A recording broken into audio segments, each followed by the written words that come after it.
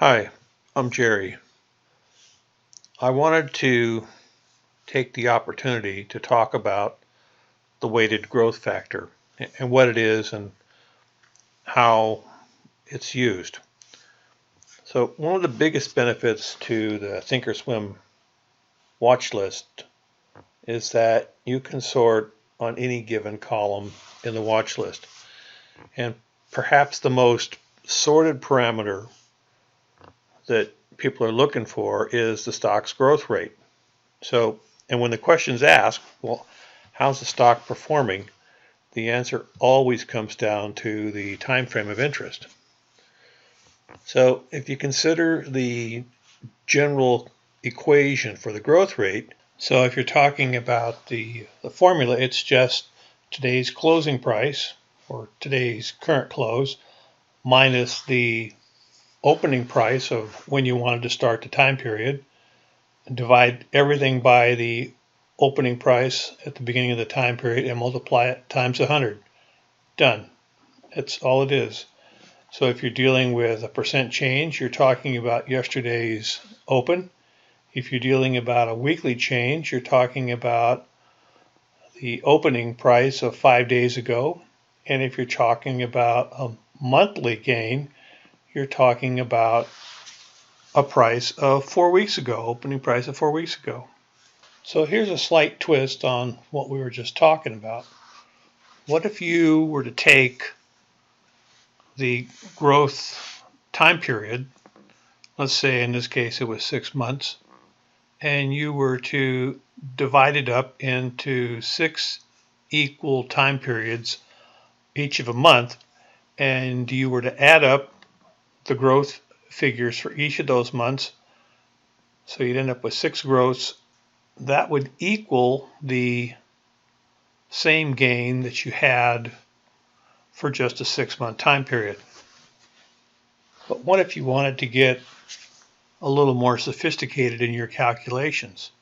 What if you wanted to give higher weightings to your growth periods that were closer to you? So you wanted to weight the growth, so you wanted to give a weighting that was for the first month a little higher weighting than the growth of the second month, and so on and so on and so on. Well, in that case, the calculation would look a little bit like take your closest period and multiply it times 6. And your next closest period, you'd multiply it times 5 and 4 and 3 and so on until the last period was just in a straight weighting. And then you divide everything by 6 plus 5 plus 4 plus 3 plus 2 plus 1, whatever. And when you got done, you'd have an aggregate growth weight, or you'd have a weighted growth factor. It wouldn't necessarily be the same. In fact, it wouldn't be the same as your 6-month growth period. It wouldn't be the same as your 1-month growth period, but it would be a weighted factor that would give higher emphasis to the closer time periods, which is very, very, very useful, because you could take and apply this calculation to the same time period, and you would look at it and say, hey, they might all have the same 6-month growth rate, but you could clearly tell that if the stock was starting to move, it's going to get a higher rating than the stock that had been linearly growing for the last 6 months. It would give greater emphasis to your stock that was taking off right now. All right, I wanted to put these gains within the context of each other. So we are looking at the Dow 30, and it is watch list is currently sorted by percent C. That's actually percent change. And if you look at the top 3 stocks, you'll see it's Home Depot, Travelers, and Nike. And if you just take a quick scan at the prices, you'll see that Home Depot is in phase 1, phase 3, and phase 1, if you will, for Home Depot, Travelers, and Nikes. And if you look at the stocks, you're going to see that they're not really great looking growth considerations, and you can kind of see that from the relative ranking over here, R5 through R63. If you look at what the weekly percentage gains happen to be, Home Depot is nowhere to be found, but we've got Travelers, PG, and CVX. If you do it for the monthly gains, you see CVX, Travelers, and CAT. So CVX and Travelers are kind of showing up at the same time. And here's CVX is clearly sitting above the 30-day moving average.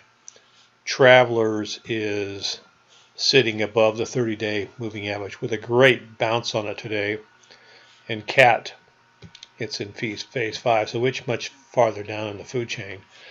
If I go to the weighted gain factor right now and you look at it, CVX and Travelers are also looking good, but for its third stock, it's WBA. I think that's a Walgreens. I think that's what that is. Let's take a quick scan at that. Yeah, that's Walgreens. So that's a phase 5 stock. So the price is right above. It closed right above the 30-day moving average. So clearly, CVX and Travelers are the winners in these things. But the point is, if you look at the actual chart, you can see much better how much better off that they are doing. None of these. Actually, I want to compare this guy right here. CVX is really in much better shape than the others. Now, if you look down here, this dashed line, this is the S&P 500. So there's literally, on the 1-year chart, there's literally no comparison between the S&P 500 relative performance to that of CVX. And if you look at Travelers, I'm sure it's going to be, well, it's not as good. CVX is way better. So it's if you look at the comparison of SPY to that, it's clearly in there. So the important thing to get away from it is that the weighted gain factor, even though it says 3 months, it's giving a lot of weight to the most current swings of the price. And if it's a nice linear chart, well, then it really doesn't matter. They're all going to be very similar in their prices. But if one of them starts to move, you're going to see it show up most quickly in the percent C and weekly. And typically, the weighted gain factor is going to come in somewhere between the weekly. It's going to be probably just right behind the weekly, and clearly much faster than the monthly. So when I was working on the weighted growth factor for the columns, I also developed a script that could be used for scanning purposes. It's not the same one that we use for columns, but it's related and based on the same principles that I've showed you for the weighted gain factors with regard to the columns. So in this particular example, we're looking at the weighted growth factor for the Russell 1000. And this particular watch list has 100 symbols in it that was pulled from that. And these symbols represent the stocks with the highest weighted growth factor for the last 3 months. And over here's the setup for that particular scan. And I'm going to try and expand this, very good, to show you what's in it. So first things first, we're going to pick from the Russell 1000, and that will be, and if you're setting up something that's unique, you just have to pick the right guy. You can pick it based on a sector or a type of country, you have a list of countries. You can look in there. At anything that you're homing in on. But and the first criteria is the stock's got to be greater than $20 a share. We don't want that. We don't want anything less than 20. We've also got an average volume that's greater than the 30-day moving average of, it looks like, 1 million shares. So I want to see some volume on here.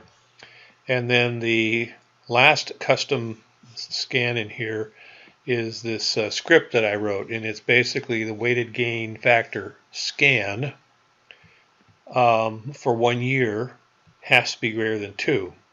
And all that means is that it's got to be positive growth. I have to see something that's actually made some money in the last 1 year. So there's my list of what I'm even going to consider. If you lost money, I'm not going to see it. And then the second step is in the columns down here. Yeah, here it is. Sort by the weighted gain factor, 3 months, descending, and give me 100 of those. And that's the scan. So if you want to take this thing and change it for anything else, you basically just have to tweak here, tweak the scan that you want, and also adjust whatever your parameters are that you're looking for that particular search. So, and I have found that to be very useful for a lot of stuff.